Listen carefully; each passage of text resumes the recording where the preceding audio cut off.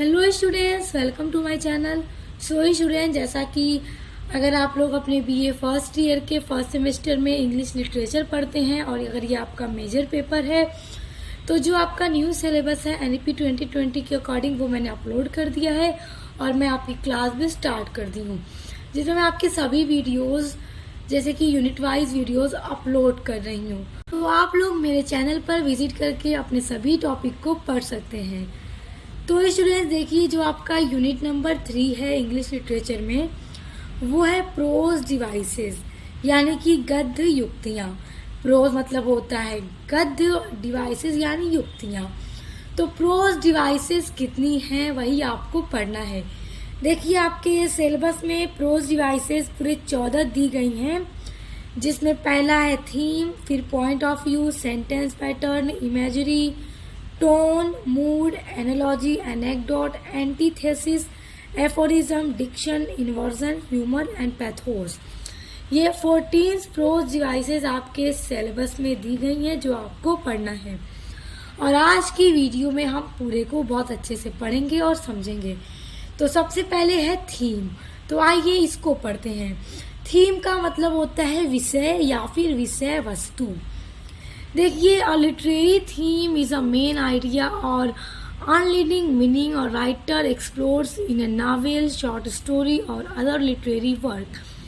देखिए, जो थीम होता है ना, वो किसी भी नॉवेल का, किसी भी शॉर्ट स्टोरी का और अदर जितने भी लिटरेरी वर्क हैं, जैसे कि आप कोई पोएम मान लीजिए, ड्रामा मान लीजिए, जो भी अदर लिटरेरी वर्क्स हैं, जो पोएट राइटर जो भी लिखता है, तो उसका ना जो मेन सेंट्रल आइडिया होता है, जो उसकी पूरी वस्तु होती है कि किस पर ये पूरा स्टोरी लिखा जाएगा, क्या इसका विषय वस्तु होगा, क्या थीम होगा, वही थीम होता है।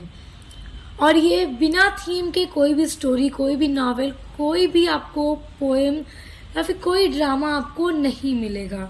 The theme of a story can be conveyed using characters, setting, dialogue, plot और a combination of all these elements. देखिए, जो थीम होता है किसी भी स्टोरी का, वो कन्वे मतलब कुछ भी बताने के लिए, कन्वे मतलब होता है बताने के लिए। तो कोई भी राइटर जो है जब थीम का यूज़ करता है अपने स्टोरी के अंदर, तो इसमें बहुत सारे एलिमेंट्स के कॉम्बिनेशन होते हैं, जैसे कि कैरेक्टर्स हो गया, सेटिंग हो गई, डायलॉग हो गया, प्लॉट हो गया। ये सारी जो चीज़ें हैं, इन सभी का यूज़ पोएट जो राइटर है वो करता है अपने स्टोरी नॉवेल के अंदर।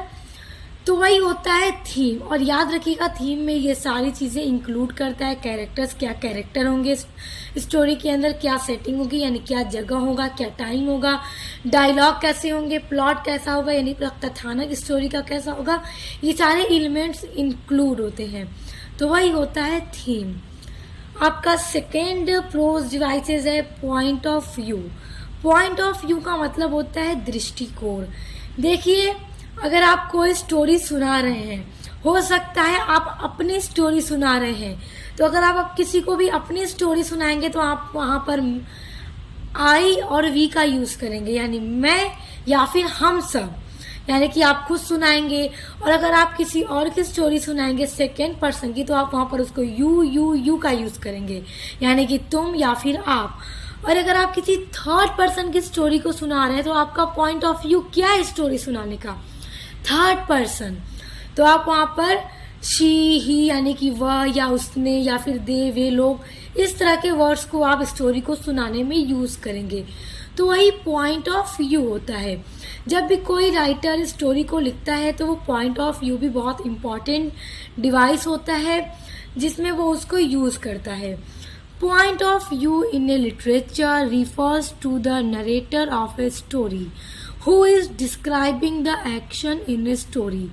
देखिए, जो point of view है लिटरेचर में, साहित्य में, वो रिफर करता है, बताता है टू द नरेटर। जो नरेटर है, जो स्टोरी को सुना रहा है, जो भी स्टोरी को सुना रहा है, जो नरेटर है, तो हु इज डिस्क्राइबिंग, स्टोरी को कौन वर्णन करेगा, स्टोरी में जो भी एक्शन है उसको कौन प्ले करेगा, कौन करके दिखाएगा, कौन स्टोरी को सुनाएगा। कोई पर्सन अपनी ही स्टोरी को सुनाएगा, अपना ही एक्शन करके दिखाएगा, या फिर कोई पर्सन किसी अगले बंदे की स्टोरी को सुनाएगा तो वहां पर यू का यूज करेगा, तुम का यूज करेगा, आपका यूज करेगा।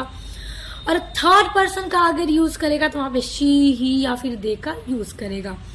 तो बस इतना समझ लीजिए कि स्टोरी आप खुद सुनाएंगे तो आप फर्स्ट पर्सन हुए, आप अपने किसी दोस्त की स्टोरी किसी को सुनाएंगे वो आप पॉइंट ऑफ व्यू हो जाएगा आपके स्टोरी का सेकेंड पर्सन।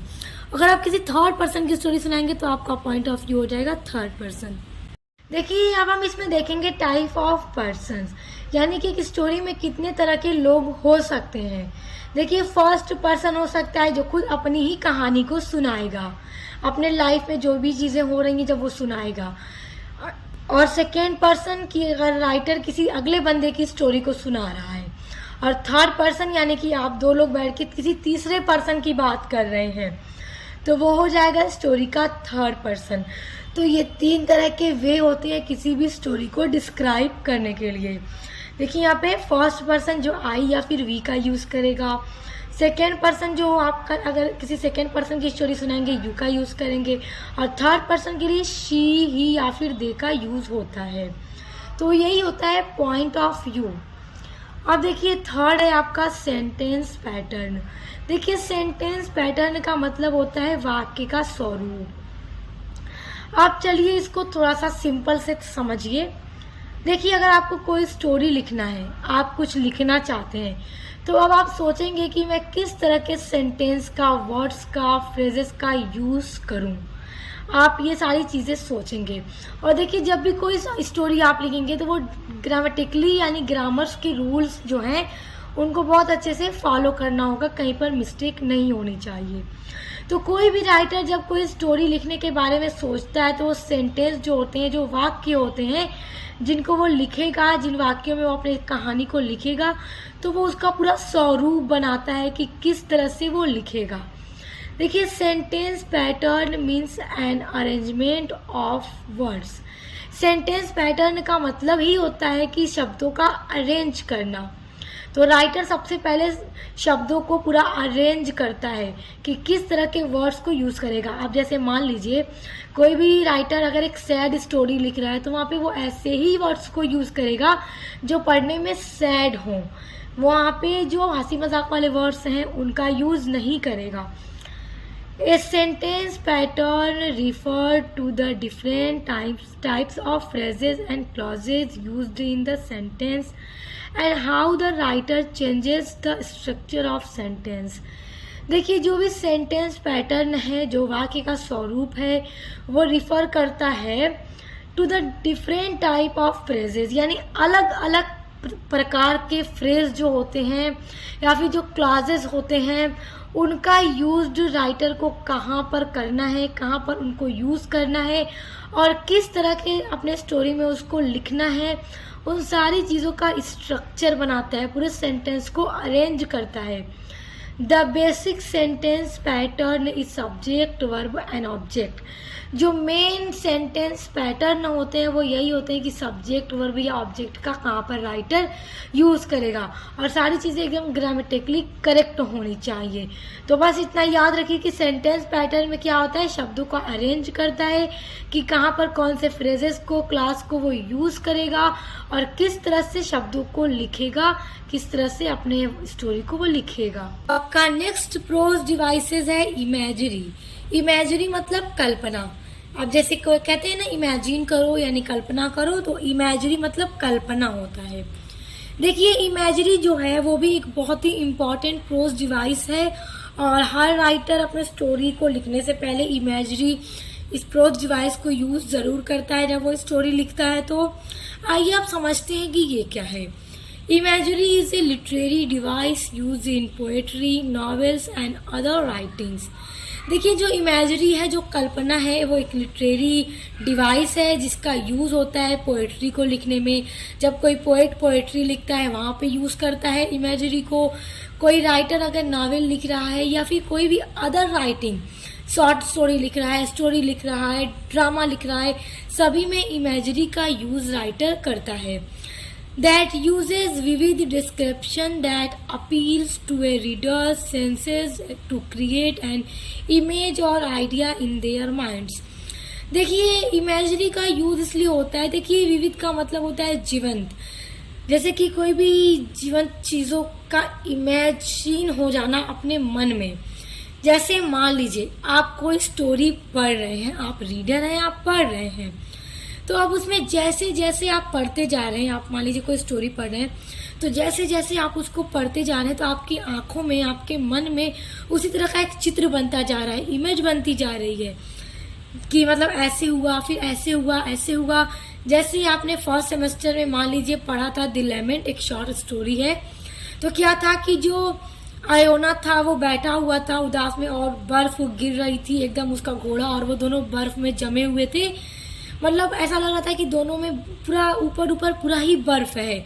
तो आप जब इसको पढ़ रहे होंगे तो आपके माइंड में ऐसी इमेज बन रही होगी, आपकी आंखों में वही दिख रहा होगा कि बर्फ गिर रही है, एक आदमी, बूढ़ा आदमी बैठा हुआ है जो पूरा बर्फ से ढका हुआ है, सारी सड़कों पे बर्फ ही बर्फ गिरी पड़ी है।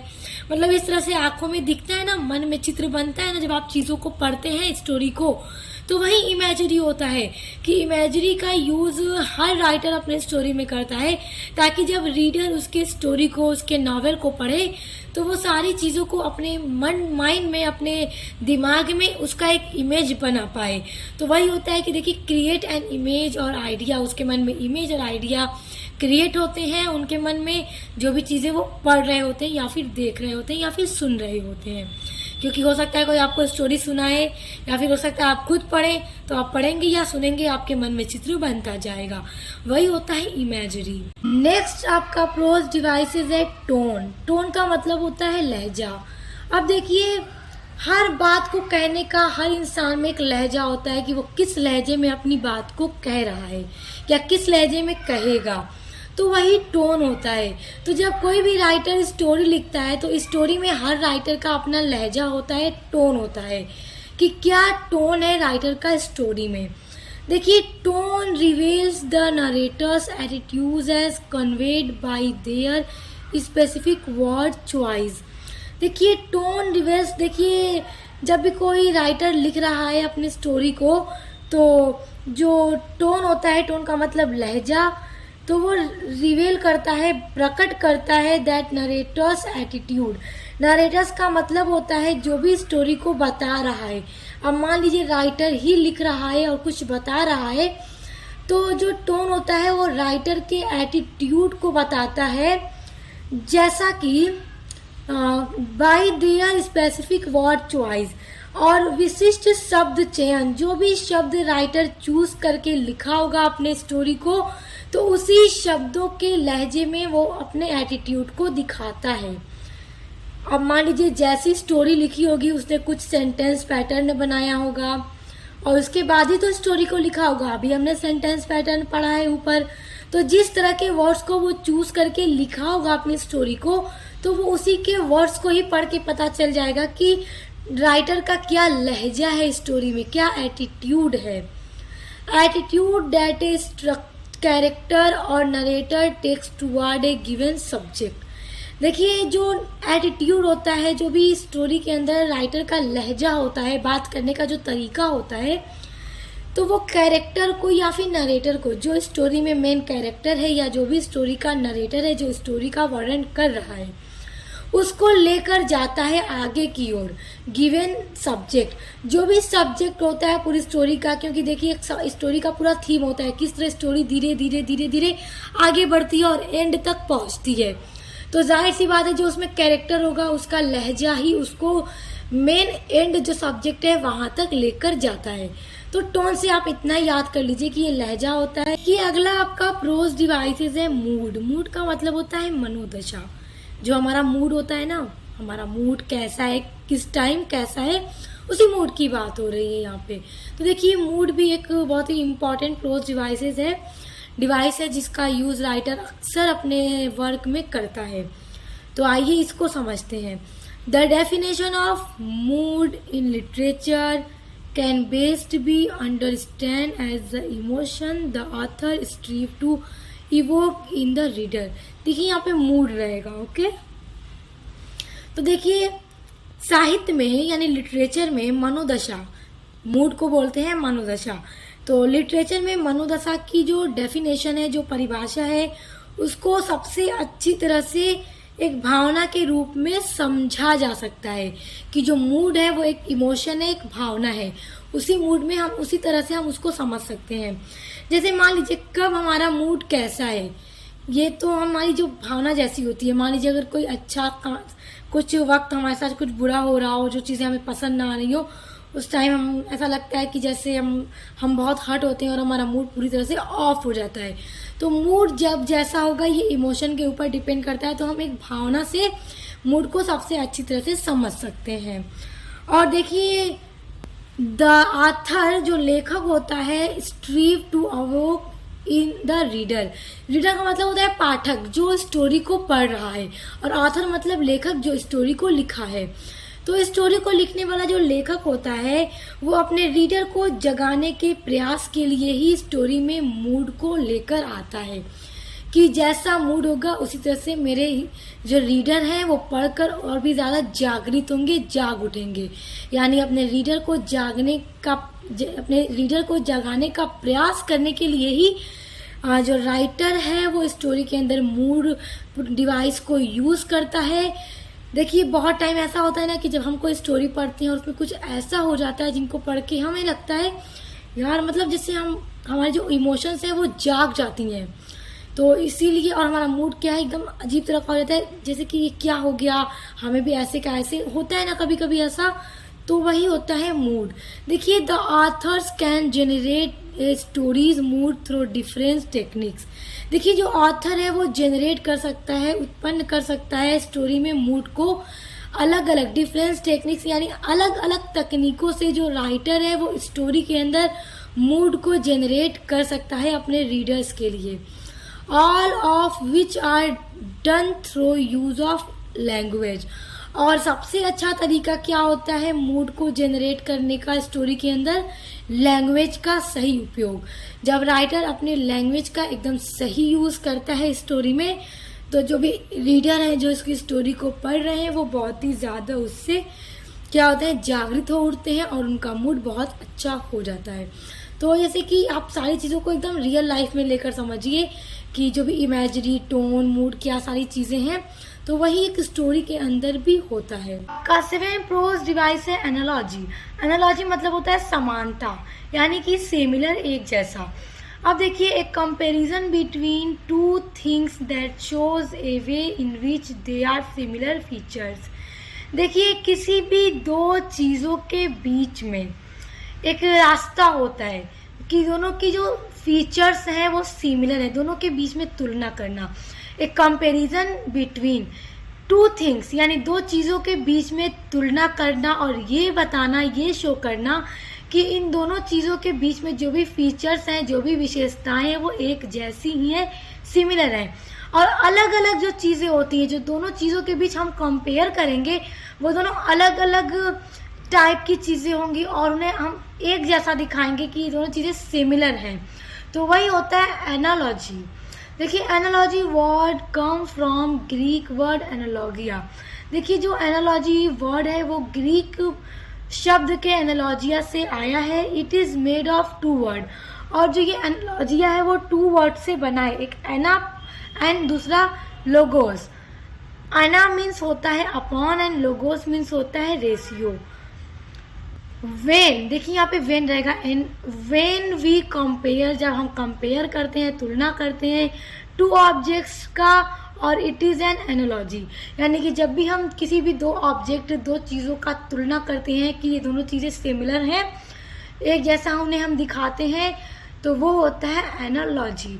और अक्सर राइटर्स एनालॉजी का यूज़ करके अपने वर्क्स के अंदर दो डिफरेंट चीज़ों के फीचर्स को सिमिलर दिखाता है। कि अगला प्रोज डिवाइस है एनेक्डोट। इसका मतलब होता है एक छोटी सी कहानी। तो इसको समझिए कि ये क्या है और इसका यूज़ किस लिए किया जाता है इस स्टोरी के अंदर। देखिए एक शॉर्ट इंटरेस्टिंग और amusing story about a real person और इवेंट। देखिए किसी भी रियल पर्सन यानी भी किसी वास्तविक व्यक्ति और इवेंट यानी घटना के बारे में एक दिलचस्प यानी इंटरेस्टिंग और अम्यूजिंग स्टोरी। देखिए इंटरेस्टिंग मतलब होता है दिलचस्प और अम्यूजिंग मतलब होता है मनोरंजक। स्टोरी मतलब होता है कहानी, यानी कि किसी भी रियल व्यक्ति और किसी मतलब असली घटना के बारे में एक छोटी सी दिलचस्प और मनोरंजन वाली कहानी, वही होता है एनेक्डोट। अब देखिए इसका यूज़ क्यों होता है स्टोरी के अंदर। An anecdote is a brief account of a real life incident। जो एनेक्डोट है एक छोटी सी कहानी है, इज अ ब्रीफ अकाउंट, एक छोटी सी कहानी of a real life incident. Incident मतलब होता है घटना, यानी कि एक सच्ची जिंदगी की छोटी सी कहानी का एक विवरण होता है। Anecdote often narrates to create an impact on the readers and listeners। और राइटर जो है इसका यूज़ स्टोरी के अंदर इसलिए करता है ताकि जो भी रीडर है जो स्टोरी को पढ़ रहा है या फिर जो भी लिसनर है जो स्टोरी को सुन रहा है उस पर अच्छा इम्पैक्ट यानी प्रभाव डाला जा सके।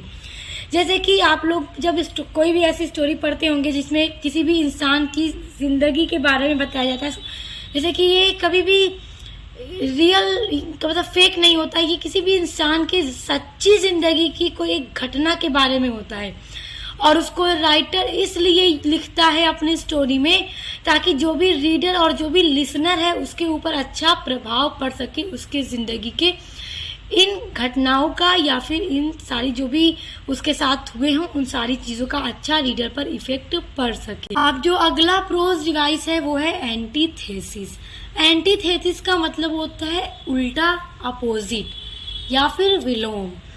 तो देखिए an antithesis is the complete opposite of words. देखिए जो भी शब्द है एंटीथेसिस जो है वो पूरी तरह से शब्दों का उल्टा है। जैसे कि कोई एक शब्द है जिसका ठीक अपोजिट उल्टा होना वो एंटीथेसिस कहलाता है। कंट्रास्टिंग और कंबाइनिंग, ये कंबाइनिंग रहेगा इनकी जगह है। कंट्रास्टिंग और कंबाइनिंग टू टर्म्स, फ्रेजेस और क्लॉज विद अपोजिट मीनिंग्स। देखिए अपोजिट यानी विपरीत अर्थ वाले दो शब्दों या फिर वाक्यांशों या उपवाक्यों में विरोधाभास करना या संयोजन करना एंटीथेसिस है। और देखिए usually opposite of A statement, concept और आइडियाज़। देखिए जो एंटीथेसिस है वो यूजुअली अपोजिट होता है, उल्टा होता है किसी भी स्टेटमेंट का, किसी भी कॉन्सेप्ट का या फिर किसी भी विचार का। आप बस इतना मान लीजिए कि एंटीथेसिस को जब लिखता है राइटर अपने किसी भी स्टोरी राइटर किसी भी वर्क के अंदर, तो एंटीथेसिस का यूज़ तभी करता है जब उसे किसी शब्दों का पूरा ठीक उल्टा लिखना होता है। तो इसका एक एग्जाम्पल देखिए, keep your mouth closed end your eyes open. अब देखिए यहाँ पर एंटीथेसिस है, कीप योर माउथ क्लोज्ड, अपने मुंह को बंद रखो, एंड योर आइज ओपन, और अपनी आंखों को खुला रखो। यहाँ पर देखिए मुंह को पूरा बंद करने के लिए कहा गया और आइज को पूरी तरह से खुला रखने के लिए, तो एक दूसरे के पूरे अपोजिट हैं, यहाँ पे एंटीथेसिस है। नेक्स्ट एग्जाम्पल देखिए, love is antithesis of hate.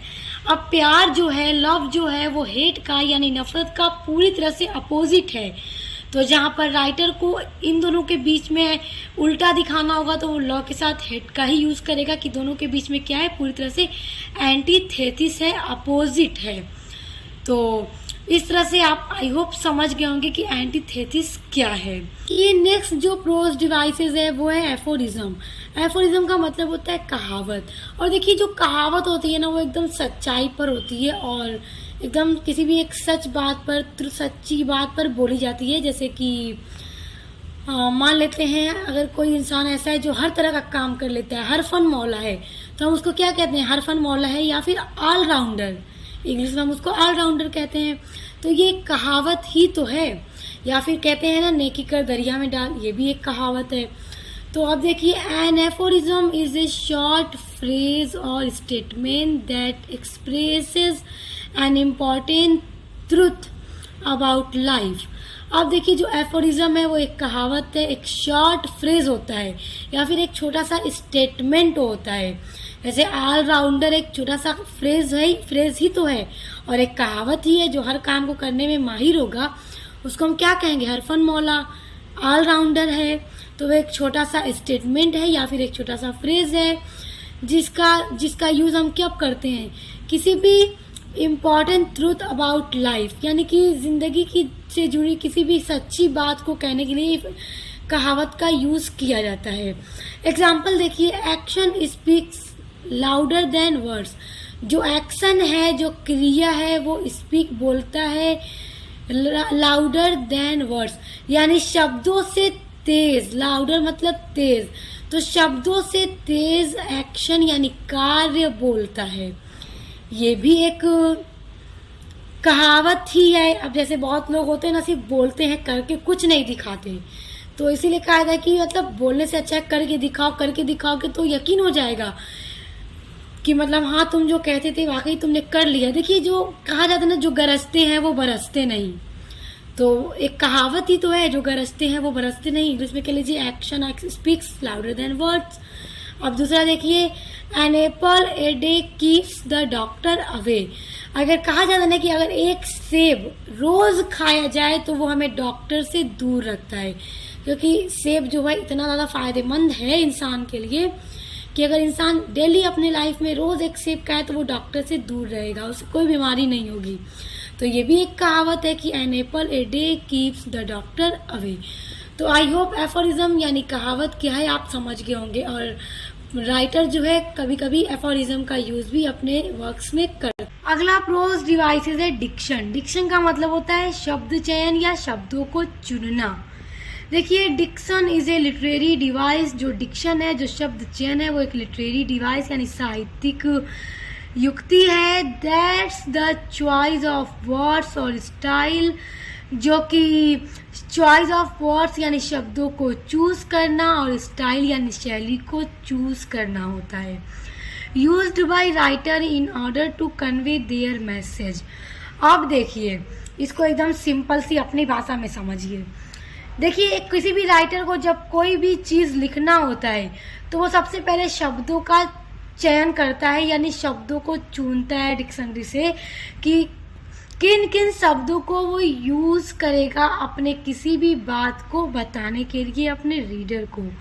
देखिए कन्वे मतलब होता है बताना, या फिर कोई भी मैसेज हो सकता है स्टोरी में, वर्क में, राइटर के कोई भी, चलिए मान लीजिए कोई भी बात कहना है अगर राइटर को, तो वो किस शब्दों के थ्रू अपने रीडर को बताना चाहता है, तो सबसे पहले वो शब्दों को चूज करता है, शैली को चूज करता है, फिर उसके बाद लिखता है।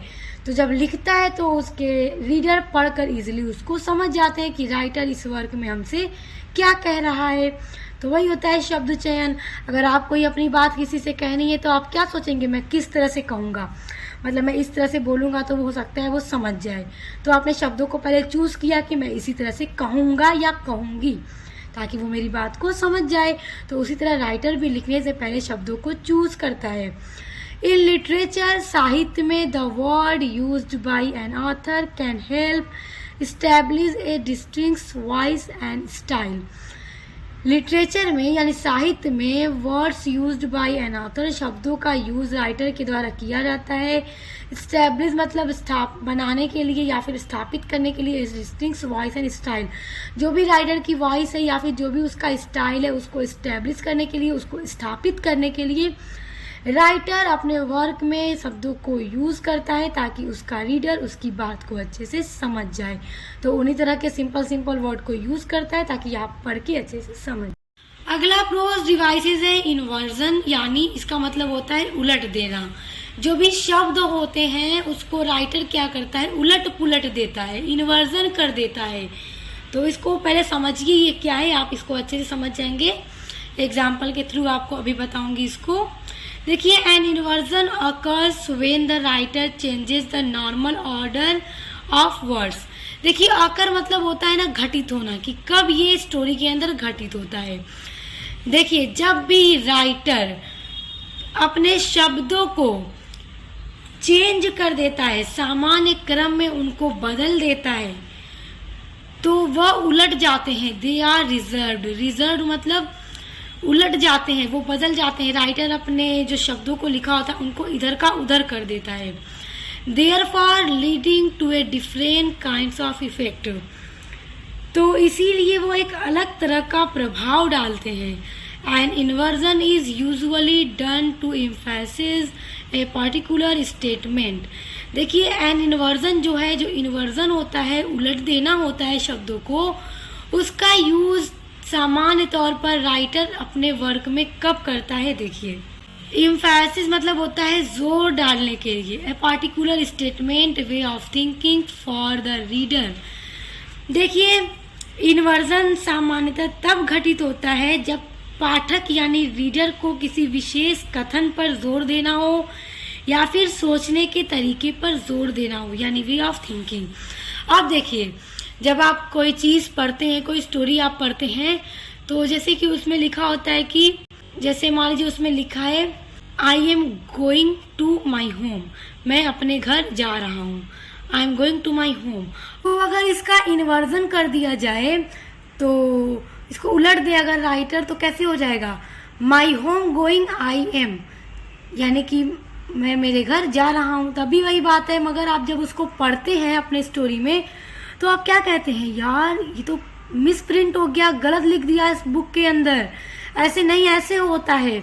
तो देखिए स्टूडेंट्स, वो गलत नहीं होता। राइटर क्या करता है, शब्दों को उलट देता है। क्यों उलट देता है? ताकि जो रीडर है, जो स्टोरी को पढ़ रहा है, उसको सोचने पर जोर देना पड़े कि आखिर ये सही है या गलत है। उसी टाइम इसका यूज राइटर अपने किसी भी स्टोरी के अंदर करता है। देखिए, कहा तो जा रहा है कि an inversion is usually done to emphasis a particular statement, way of thinking for the reader. यानी कि इन्वर्जन का यूज तभी किया जाता है स्टोरी के अंदर जब रीडर को किसी भी चीज पर सोचने के लिए जोर देना हो। अब जैसे मैंने आपको अभी एक एग्जांपल के थ्रू बताया, तो अब आप कहेंगे गलत प्रिंट हो गया बुक के अंदर। वो गलत नहीं होता है, वो रीडर है आप राइटर के, तो आपको सोचने पर जोर देना है। अब देखिए, an inversed sentence is one in which the verb come before subject. जो इन्वर्जन होता है ना, उसमें जो भी वर्ब होता है वो पहले आता है सब्जेक्ट के। अब देखिए, एक एग्जांपल है, in the forest run the deer, यानी कि जंगल में डियर यानी कि जो हिरन है वो भागा, या फिर जंगल में हिरन भाग गया। तो पढ़ने पर तो हमारा अर्थ हिंदी में सही निकल रहा है, मगर इंग्लिश में जब आप उसको पढ़ रहे हैं तो क्या है, in the forest run the deer. Deer आपका हो गया सब्जेक्ट और रन हो गया आपका वर्ब। तो वर्ब पहले आ जाता है और सब्जेक्ट बाद में आता है। हमेशा इन्वर्जन में जब कोई भी राइटर शब्दों का उलट पुलट कर देता है तो वर्ब पहले आता है और सब्जेक्ट बाद में आता है। अगला प्रोज डिवाइसेस है ह्यूमर। ह्यूमर का मतलब होता है हास्य। हास्य मतलब जैसे कि आप लोग, जब बहुत सारी स्टोरी ऐसी होती है, जब आप उसको पढ़ते हैं तो उसमें आपको हंसी आती है, बड़ा मज़ा आता है, आप खूब हंसते हैं पढ़ते टाइम, तो वही ह्यूमर होता है। राइटर ह्यूमर का यूज़ अपने स्टोरी के अंदर तब करता है जब उसको अपने रीडर को या अपने ऑडियंस को हंसाना होता है, मनोरंजन कराना होता है, अपने ऑडियंस को एंटरटेन करना होता है। तब राइटर अपने स्टोरी के अंदर ह्यूमर का यूज़ करता है। Humour is a literary tool. Humour क्या है? एक लिटरेरी टूल है या फिर एक लिटरेरी डिवाइस है दैट मेक्स ऑडियंसेस लाफ, जो कि ऑडियंस को, जो भी ऑडियंस हैं जो स्टोरी या ड्रामा को देख रहे हैं और हंसाते हैं। आप कोई भी मूवी देखते हैं, सीरियल ड्रामा देखते हैं, तो आप उस टाइम जब बहुत हंसते हैं तो समझ जाइए यहाँ पर ह्यूमर है। तभी तो आप ऑडियंस हैं, आप देख रहे हैं और आपको हंसी आ रही है। तो ह्यूमर्स का मेन पर्पस यही है कि ऑडियंस को हंसाना, और that intense to induce amusement और लॉफर। देखिए, जो ह्यूमर होता है इसका मेन जो इरादा होता है वो होता है हंसाना। तो देखिए, यह मनोरंजन कराने का या फिर हंसाने का पूरा इरादा रखता है। Author use humour in his work for entertain for their audience और रीडर। ऑथर जो है, जो राइटर है, वो इस लिटरेरी टूल का यूज़ अपने स्टोरी में तब करता है जब उसको अपने रीडर या फिर अपने ऑडियंस को हंसाना होता है।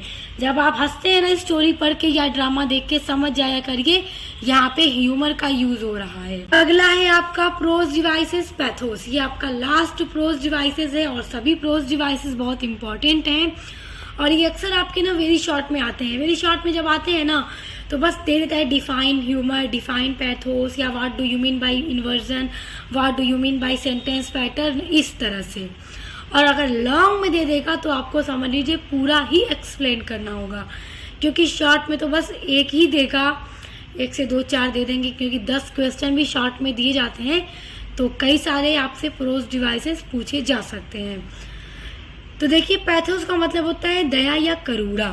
देखिए जैसे जिस तरह स्टोरी में राइटर हंसाता है अपने रीडर को ह्यूमर के थ्रू, तो उसी तरह पैथोस का जब यूज करता है स्टोरी में राइटर तो वो अपने रीडर को ना सैड कर देता है।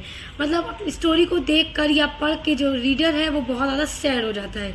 देखिए पैथोस मतलब होता है दया या करुणा। Pathos is a part of a novel, short story, poem और अदर वर्क ऑफ लिटरेचर। साहित्य में जो पैथोस होता है वो नॉवेल, शॉर्ट स्टोरी, पोएम या फिर अदर साहित्यिक वर्क का एक भाग होता है, विच मेक्स द रीडर और ऑडियंस फील सॉरो और पिटी। सॉरो मतलब दुखी करना या उदास होना, पिटी मतलब भी दुखी या फिर उदासी होना। तो पैथोस का यूज राइटर तब अपने स्टोरी में करता है जब उसको अपने रीडर या फिर ऑडियंस को उदास करना हो, सेट करना हो। तो बहुत सैड वाली स्टोरी लिख देगा तो आप पढ़ के कहेंगे वो इसके साथ क्या हो गया, आप बहुत सैड हो जाएंगे। मतलब उसको स्टोरी को आप एकदम खुद पे लेके एकदम सैड हो जाएंगे। तो वही होता है कि आप उस पर दया करने लगेंगे, वही होता है पैथोस। तो आई होप आप ये सारे प्रोज डिवाइसेस समझ गए होंगे। समझ गए तो वीडियो को लाइक कमेंट जरूर किया कीजिए और ज़्यादा से ज़्यादा वीडियोस को शेयर किया कीजिए ताकि हर किसी तक वीडियो पहुंच सके, हर कोई पढ़ सके। तो अब मिलते हैं नेक्स्ट वीडियो के साथ।